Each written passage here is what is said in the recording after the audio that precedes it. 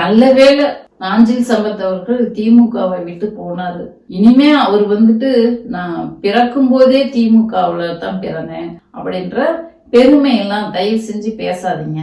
ஏன்னா இவர் திமுகவுல அவர் அவங்க அப்பா காலத்துல இருந்து திராவிடர் கழகம் பெரியார் கூட அவங்க அப்பா இருந்தவர் என்று சொல்றாரு. அவங்க அப்பா வேணா தீவிர பெரியாரிஸ்டாக இருந்திருக்கலாம். அவர் அப்படி இருந்ததுனால்தான் இவருக்கு நாஞ்சில் சம்பத் என்றும் அவங்க அண்ணனுக்கு கருணாநிதி என்றும் பெயர் வச்சிருக்காங்க. இருந்திருக்கலாம். அவங்க வீட்டுல எல்லாத்துக்கும் தமிழ் பெயர்கள் வச்சிருக்கலாம். அவங்க அப்பா தீவிர பெரியாரிஸ்ட் திராவிட கொள்கையை பின்பற்றவங்களா இருக்கலாம். ஆனா இவரை அப்படி சொல்லிக்கக்கூடிய அந்த தகுதி தராதரம் இல்ல. அவர் இதுக்காக இந்த திராவிட இயக்கத்தை இவ்வளவு நாள் ஏன் பயன்படுத்தி வந்தாருன்னா, அவர் ஒரு பேச்சு வியாபாரி, பேச்சு வணிகர், அதனால பயன்படுத்தி வந்திருக்கிறாரு அப்படின்னு சொல்லலாம். ஏன் திடீர்னு இப்படி இவரை பத்தி பேசுறோம்னு சொல்லி உங்களுக்கு எல்லாம் கேள்வி வரலாம். ஏன் பேசுறோம்னு நீங்களே பாருங்க. எவ்வளவு பெரிய கொடுமை பெரியார்னா அவ்வளவு மலிவா போச்சு அவங்களுக்கு.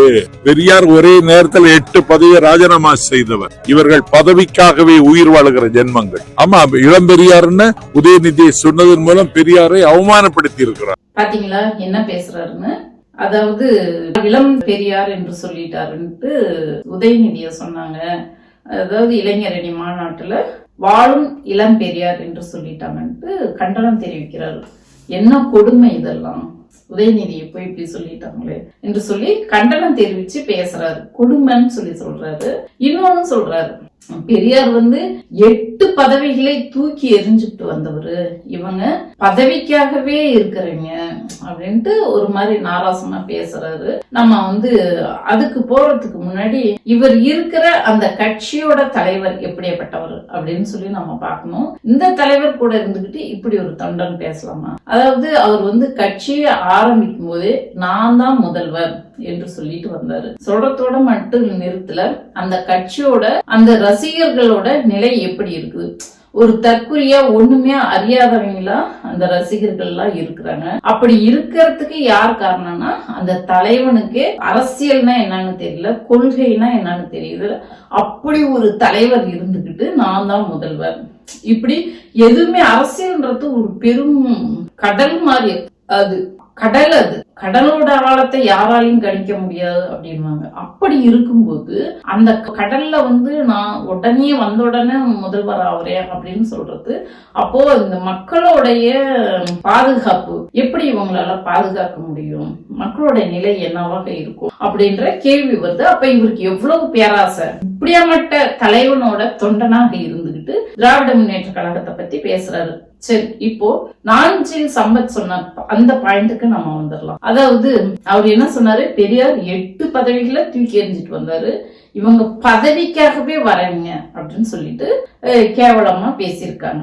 இது உதயநிதிய பேசல, அவர் இளந்தலைவர் அவரை பேசல, அறிஞர் அண்ணாவையே கேவலமா பேசியிருக்காரு. ஏன்னா பெரியார் அரசியலுக்கு வந்தா கொள்கையில சமரசம் பண்ணிக்கிற நிலை வரும் என்று சொல்லித்தான் அவர் வகித்த அந்த அரசாங்க பதவி, அவர் சொன்ன மாதிரியே 8 பதவிகளை தூக்கி போட்டுட்டு சமூக சீர்திருத்தத்துக்கு இயக்கத்துக்கு வந்தாரு பெரியார்.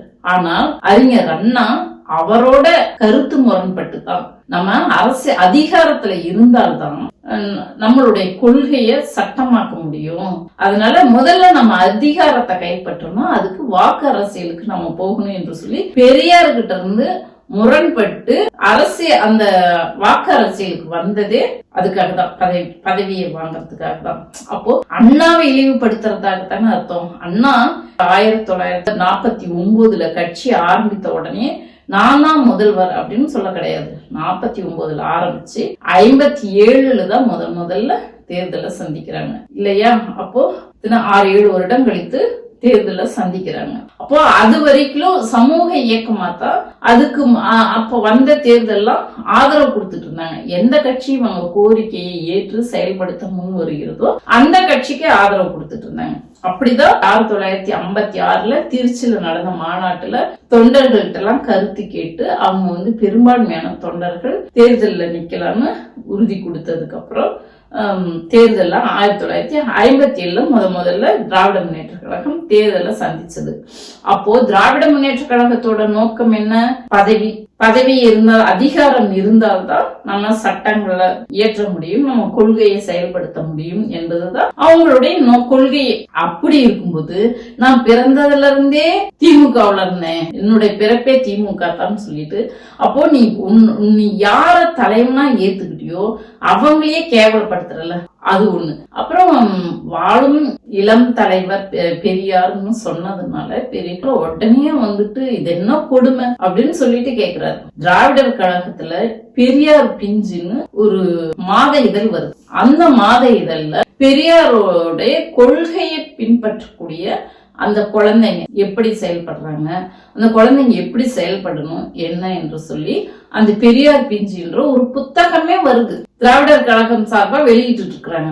அப்படி இருக்கும்போது அது மட்டும் இல்ல, முகநூல்ல மற்றும் மற்ற இணைய சோசியல் மீடியாவெல்லாம் பெரியார் பிஞ்சிகள்னு சொல்லிட்டு அவங்களுக்கு ஏத்த மாதிரி பெரியாருடைய அந்த கொள்கையை கதையா சொல்றாங்க பிள்ளைங்களுக்கு ஏத்த மாதிரி. இப்போ பெரியார் கொள்கையை பின்பற்றுபவர்கள் எல்லோரையுமே பெரியாரோட வாரிசாகத்தான் நாங்க கருதுறோம்.